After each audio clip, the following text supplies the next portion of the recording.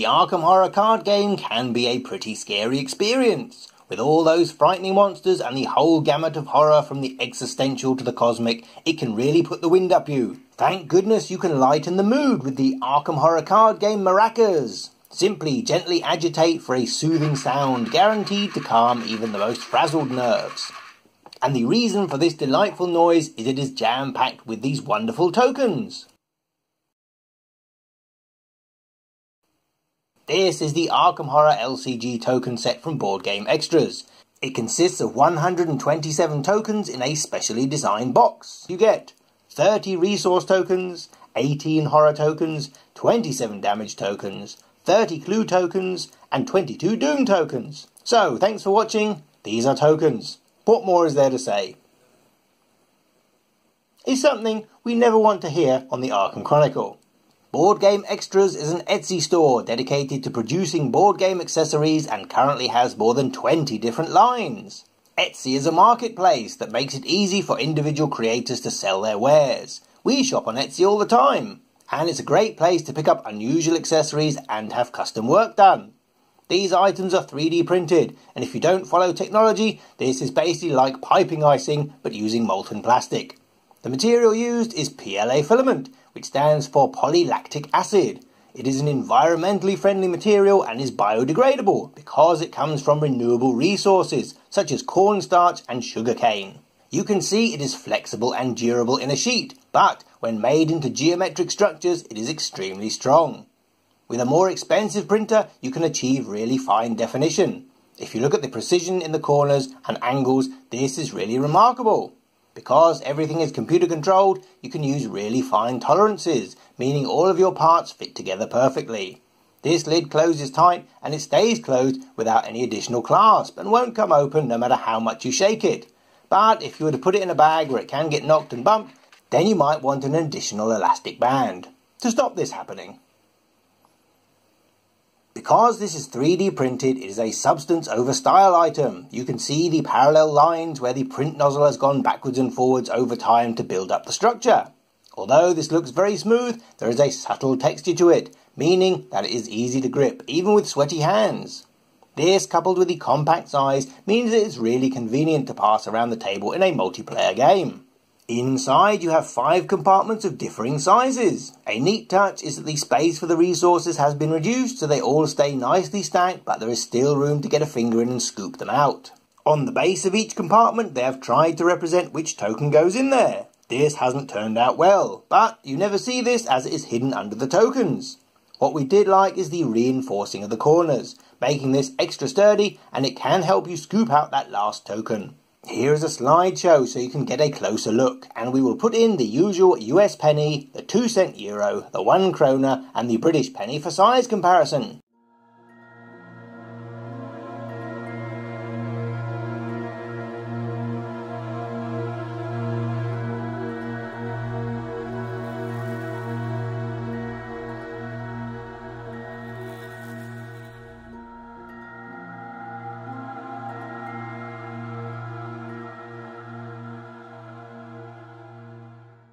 Abstract measurements are all very well, but you want to see these things in action, and you only really get a picture of the size of these things in a side-by-side comparison.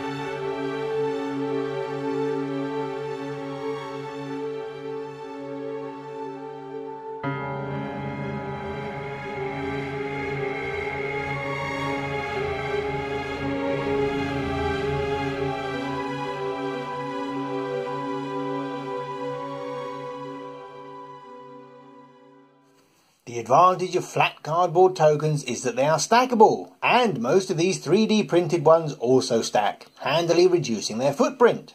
You wouldn't think it, but even the Doom tokens with their tentacles pile up nicely, just like a demonic wedding cake. The damage and horror are too rounded on the top to stack properly, but they do pile into little heaps.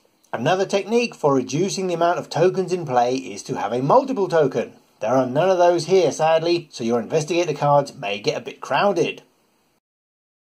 Gamers and beverages are frequently found together, and a badly timed high five can lead to a spill that can damage or discolour your cardboard tokens.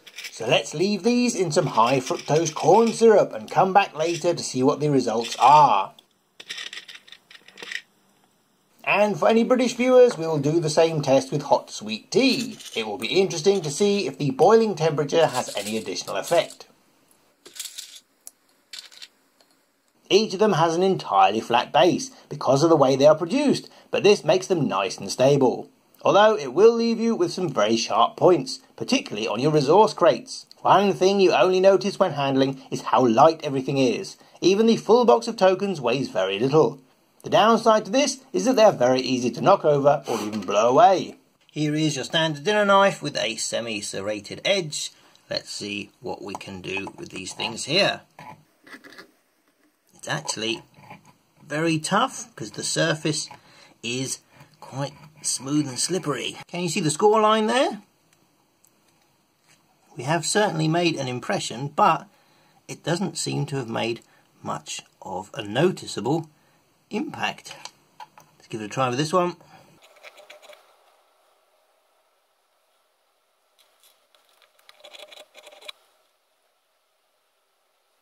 And you'd think this would be the most delicate of the lot. However, these things are really strong.